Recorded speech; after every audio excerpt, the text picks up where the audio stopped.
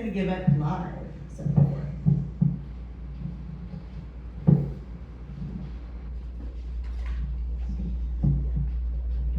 It's a little untested. This feels about right. Okay. My pickup line. Did you fall from heaven because you've got a gorgeous bruise on your ass?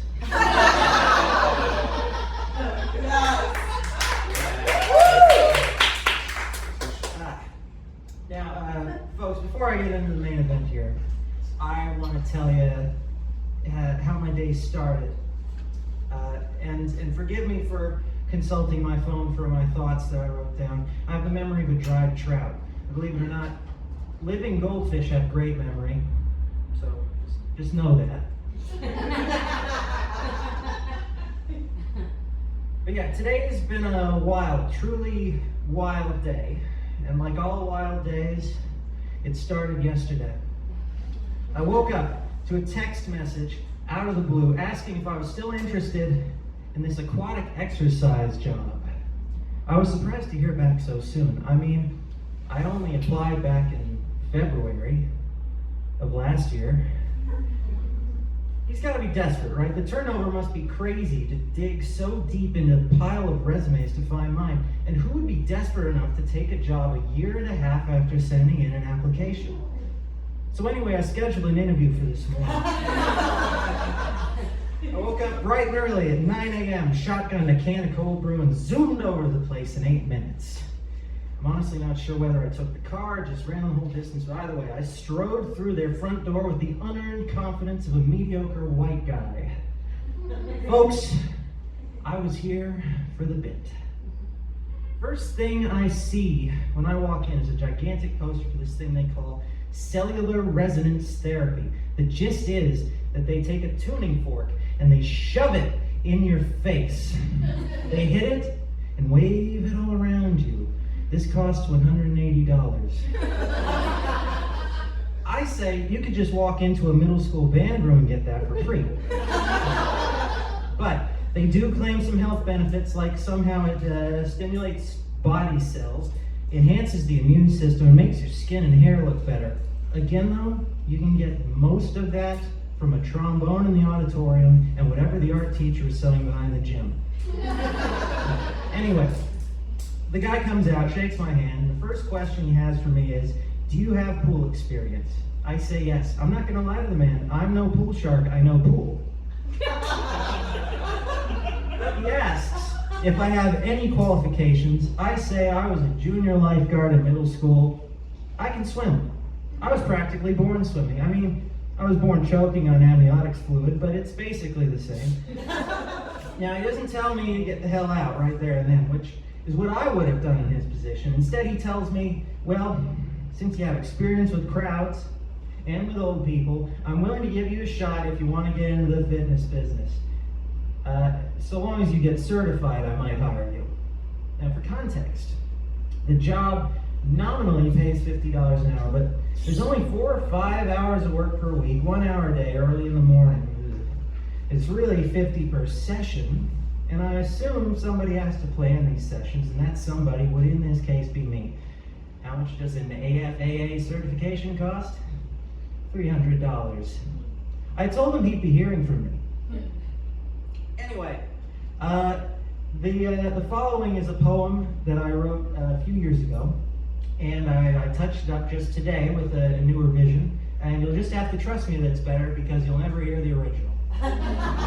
It's called Fireside Chat. Babe, wake up. The new chatbot is here. It can write code and scripts and poems and tell us back our own stories. Such a fun novelty. Try it. Oh, you're laughing. You never laugh like that when you talk to me. You'd rather have the eye of automaton than mine, leaving me to fend for myself? I'm done for. No. Everything is fine. You still need people. There are jobs like flipping fries and running registers and scrubbing sewers. Plenty of them. I could have 3 or 4. We can do these things. That's what makes us human to you. Babe, my love, Is my poetry not as good as Google? My art not as decadent as Dall-E? My prose not as charming as ChatGPT? Maybe, once my essence has been soaked up with all the rest in a big, pulsating, oozing cloud, I'll deep fake my keepsakes, landfill the lot, and kick back in poverty while the server lives my life for me. So my mind will decay and my back will break. There will be no bread, Bezos, let us eat cake. The system is burning, even you can't shut it down. Cute digital kittens won't drown out the sound. The pitchforks of pitched men slam scratched on your door, and the hired guns fired will guard you no more. Your binary allies are all who remain, my digital double among the thrall. And one day you wake up to find you gave the burden of love to a toaster.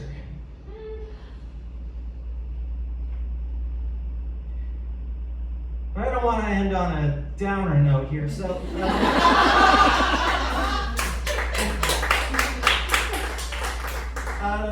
the next thing here that I've got for you is, it's an actual post from next door, from Irvine, California, someone in the suburbs.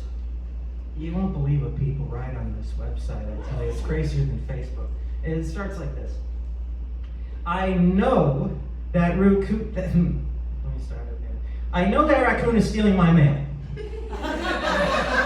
I just have to prove it. Okay? I was supposed to get a shipment of crayfish last week, and it went missing. And the next day, I saw that damn raccoon, fat and happy, walking around the neighborhood, burping up shellfish stink. After that, I found cardboard in my front yard, all torn up with no mailing label. He must have eaten that too. The little criminal was covering his tracks, and the police refused to do anything because they say they can't arrest a wild animal and don't actually investigate mail theft. Well, who am I supposed to ask for help then? A postal officer, the Secret Service, a private investigator? I can't afford that. I'm too busy trying to come up with a replacement for crawfish that I can make out of imitation crab and model paint. I run a business, folks. So I decided, okay, I gotta handle this myself. So I set up a trap next to the garbage dumpster where he sleeps, with a sign that says free crab. And I want to note, folks, that it says crab with a K. I'm not giving him real crab. I don't care if he's a snob about it. He's getting the imitation stuff because it is all I have, and all my money was tied up in those crawdads. I set myself up across the street in my car. It's a classic stakeout. I sat quietly in there, sipping black coffee out of an insulated cup, just watching, waiting for the moment he gets caught so I can go put him in cuffs. God damn it!